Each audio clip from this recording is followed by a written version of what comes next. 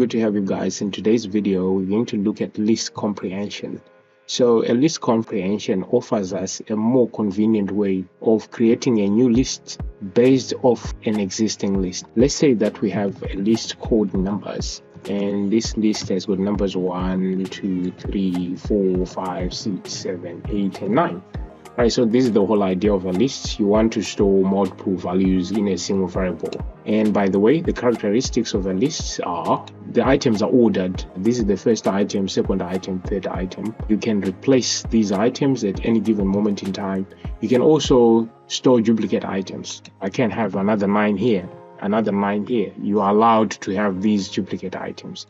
Right, so we want to create another list, which is going to be maybe we want to raise these numbers to the power of 3, and so obviously we're going to have another new list. We don't want to touch this list.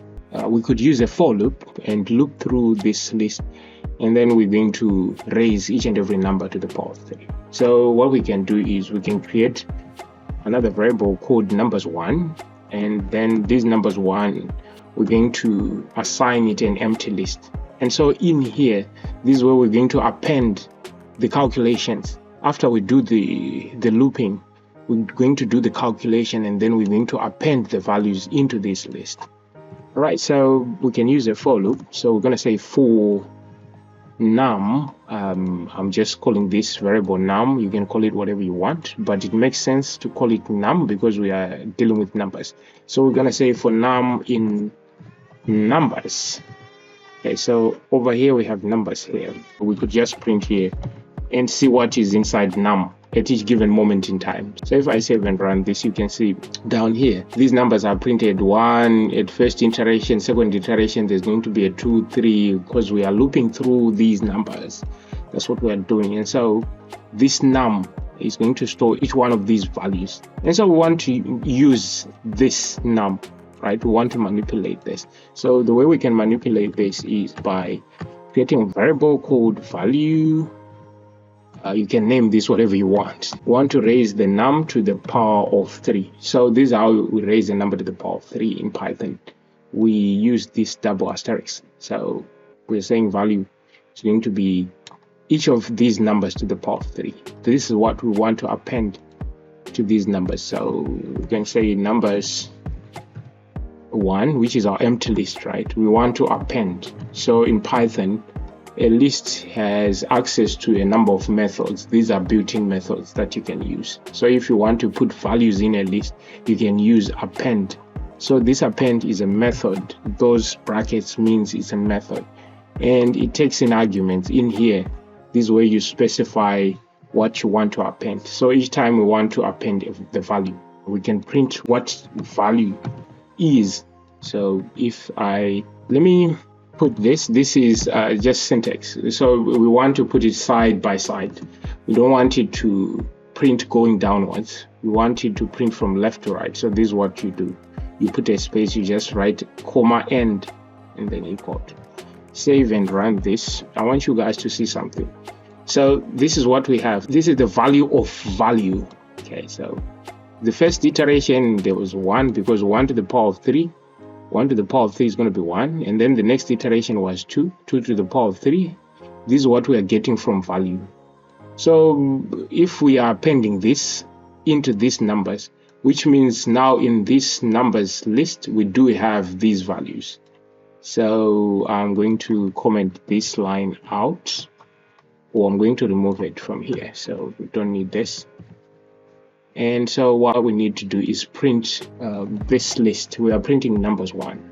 So numbers 1. So if I save and run, you'll see now we have a list because we are printing a list down here. So we have created a new list based off an existing list. So we had this list and we created another list. However, we could condense this to just one line of code, and so this is where list comprehension comes in. And so what I'm going to do, I'm going to comment all this out. 1, 2, 3, 4 lines. So we don't need these 4 lines. We will use just one line to do all this. And so instead of calling this numbers 1, I want to call it nums1 so that you guys can actually see the difference. Let me comment this line out for now, because let me save and run. Now we have nothing. So on line 6 here, I'm going to say nums. I call this num1. Okay, num1. If you want to create a list comprehension, you have to use square brackets first. This is going to be your list comprehension because you are creating a list comprehension. So square brackets. And then the first thing that goes at the beginning is going to be the expression. And then for item in iterable. So this is the syntax. And then it also gives us an option of putting in a condition. Okay, so let's first deal with this syntax first. So what is this expression? Our expression is we are raising the number to the power of 3. So we are going to say here num to the power of 3. That's our expression. And then for, now we are running through a for loop. For item, no, for this num, this is our item. So whatever you have here should be what you are putting here. Okay, so for our num in, what is our iterable? Our iterable is this numbers, which is our existing list. So we are saying here iterable is going to be numbers. So instead of writing all this, you can just condense it into this one line. And let's see. Now let me uncomment this line so that you guys can see. Save and run.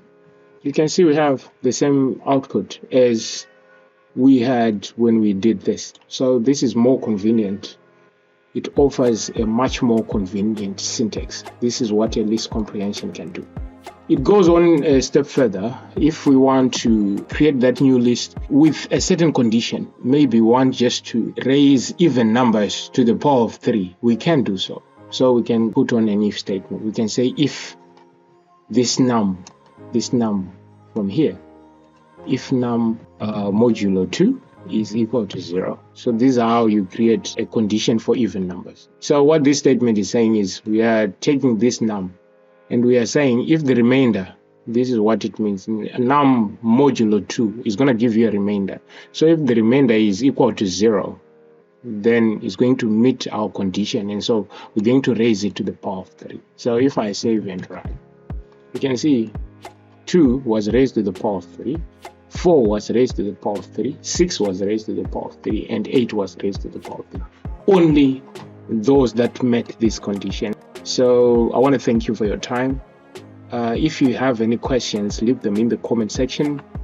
I hope to see you in our next video. For now, I'm out. Bye bye.